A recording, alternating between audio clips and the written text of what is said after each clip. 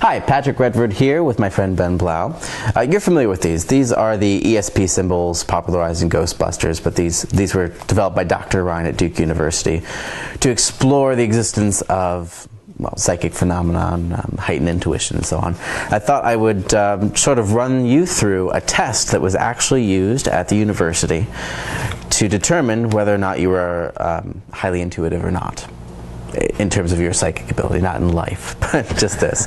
But the test, believe it or not, had 3 trials, and the first 2 had nothing to do with the symbols themselves. It just had to do with being able to differentiate between the 2 sets of colors, the blue set and the red set. But it's also good, at least in this test conditions, to use the same symbols in each set. That way, the cards are balanced the same in terms of the same amount of ink and so on and so forth. Let me give those a little mix, like so.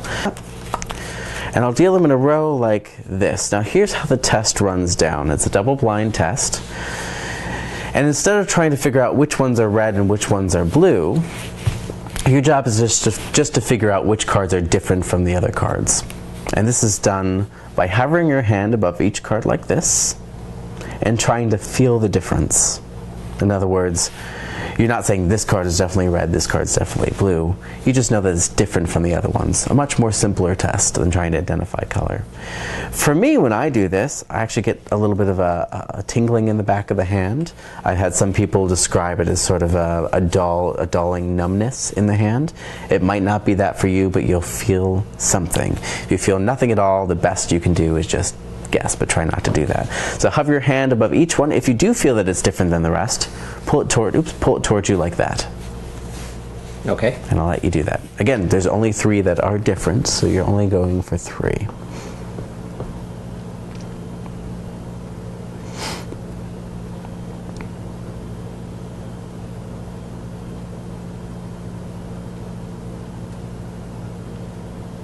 Really sure, but so I just pull whichever ones. Yep, just the 3 that you feel that are different from the rest. That one, and that one. Those 3 there.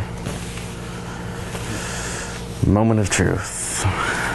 Would you be impressed if they were at least different? The first 2 were at least different colors. Sure. In other words, if this one was blue, this one was red. Check it out. It's actually pretty good. Okay. But more importantly, is if every single one is perfect.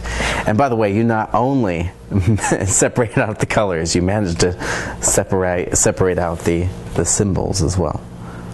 That's very good. Now for this to actually be relevant, and this is very impressive for your first try, you'd have to do this over and over and over again in multiple tests and continue to get it right within a certain amount for it to be relevant. But let's move on to phase 2 anyway, although that's very good.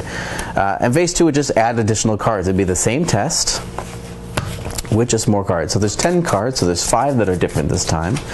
Again, they would be mixed up for that double-blind test. Now I can't lay them out as pretty because they don't have a large enough space here, so I'm just going to fan them out, I mean, it's just sort of like this. And I'll hold one card out this way, and you can hover your hand over top, and if it feels different to you, just like before, same feeling, it'll go into your pile. If not, we'll just leave it behind in the other. Ready? Yeah, I just decide which ones I want. Same game, one at a time. Okay. And you need 5 of them. I'll take that one. That one? So that's 1. I'll take that one. 2. You need 3 more. I'll pass. Okay. Pass. I'll take that one. You need 2 more. I'll pass. Okay. I'll take that one. 1 more. Pass.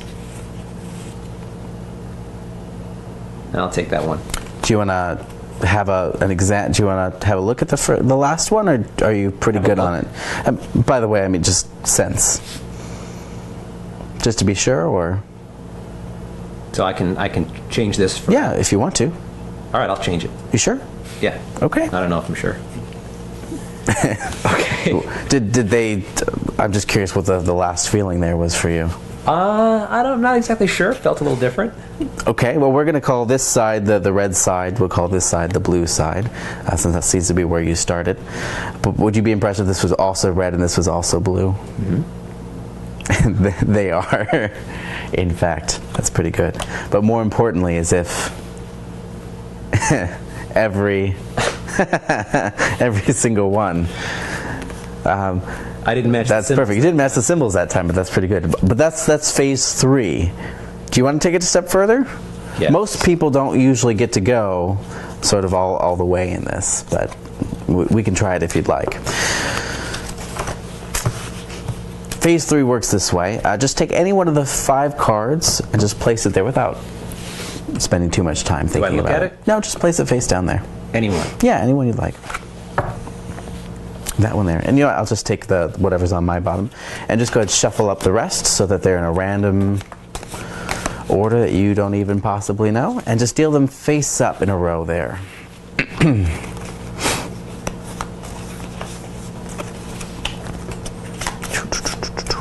And you don't know the order of these cards, obviously.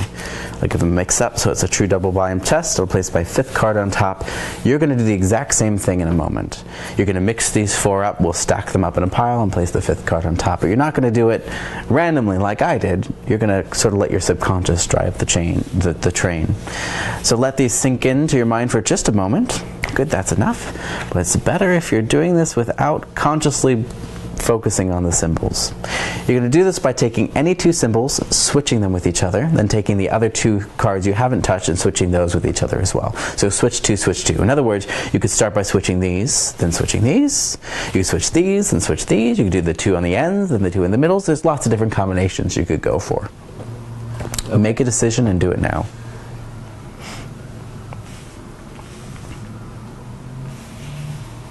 And again, stack them up. 1, 2, 3, 4. And then place your 5th symbol on top of everything, just like I did. How do you think you did? I have no idea. And you weren't doing that with any sort of conscious plan. You were just sort of letting your subconscious drive. I suppose so, yeah. Let's see how well we did. I have a star. Off to a good start. That could have been just a coincidence, though. Let's see how you did on the rest. A circle. Square. Maybe. You are highly intuitive. That is the best score I have seen on that test in a long time. Very good. Very good. Wow.